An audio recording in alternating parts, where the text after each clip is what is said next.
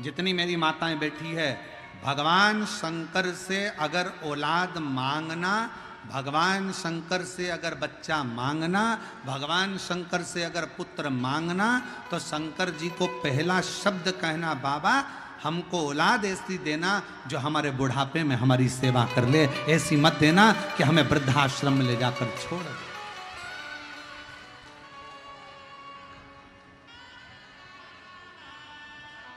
ऐसी औलाद नहीं चाहिए।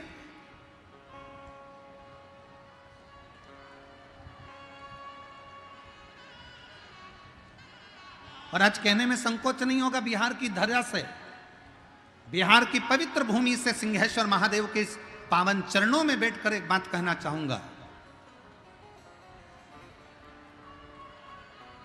कहीं तुम्हें दान देने की जरूरत नहीं है। अगर तुम अपने माँ बाप को पेट भरकर भोजन करा रहे हो और उनकी सेवा कर रहे हो, तो कहीं दान देने की जरूरत नहीं।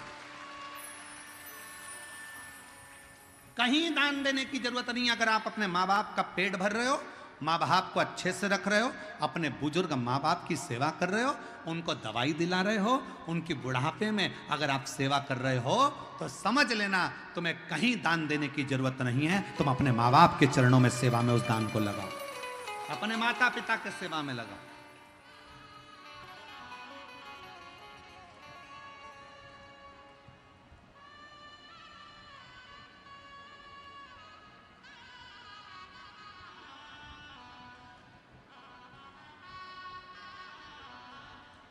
पहले भारत की भूमि पर गौशालाएं थी क्या?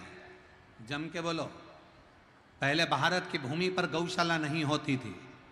घर घर में गाय होती थी, घर घर में गौ माता की सेवा होती थी, घर घर में गौ माता का पूजन होता था, घर घर में गौ माता की सेवा होती थी। गौशाला की जरूरत नहीं पड़ती थी। गौशाला बनी, ये भारत की भूमि पर श्रेष्ठता नहीं है, वो तो दुनिया के लोगों ने इस गौ माता को ठुकरा दिया। तो फिर गौ माता के लिए संतों ने, साधुओं ने, गुरुजनों ने, तपस्वियों ने गौशालाओं का निर्माण किया, तब निर्माण।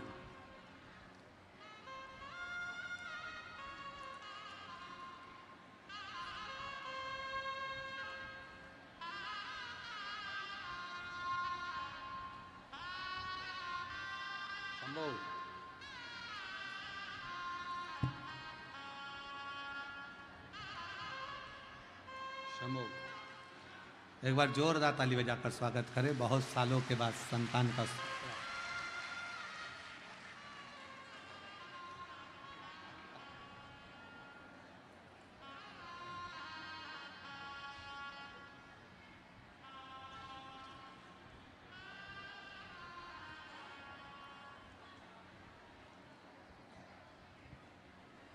पहले गौशाला नहीं होती थी, पहले घर घर में गौ माता की सेवा होती थी। पहले घर घर में संत, साधु, घर के लोग अपने घरों में गौ माता रखते थे। अब धीरे धीरे लोगों ने गौ माता को रखना बंद कर दिया, तो गौशालाओं का निर्माण हो गया। और अब यह नया काम चालू हुआ वृद्धाश्रम का। पहले सत्य वचन आप सब बताओ, बुजुर्ग बुजुर्ग लोग बैठे हुए हैं इस कथा के मंडप में, बोलना ईमानदारी से, पहले के जमाने में वृद्धाश्रम होते थे क्या? घर में माँ बाप की सेवा सबसे बड़ी परमात्मा की सेवा मानी जाती थी, तो माँ बाप की सेवा में लोग लगे रहते थे। आज के जमाने में माता पिता का तिरस्कार कर कर उनको वृद्धाश्रम में भेज दिया जाता। श्रेष्ठ नहीं। आज आप अपने माँ बाप को वृद्धाश्रम में भेजो, कल तुम्हारी औलाद तुमको वृद्धाश्रम में भेजेगी। एक कथा आती है, एक पत्नी ने अपने पति से कहा, सुनो तुम्हारे पिताजी बहुत खांसते हैं, तुम्हारे पिताजी दिन भर खांसा करते हैं, बच्चों को पढ़ने में तकलीफ होती है।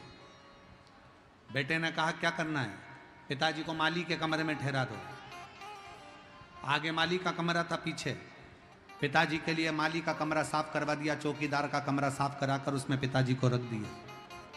पिताजी से कहा, पिताजी तुम माना मती, तुम्हारी बहू तुम्हारे लिए भोजन लेकर आएगी, तुम्हारी बहू तुम्हारे लिए चाय लेकर आएगी, ये घंटी है, इस घंटी को बजा देना, तुम्हारी बहू तुम्हारे लिए खाना लेकर आ जाएगी। ठीक है बेटा,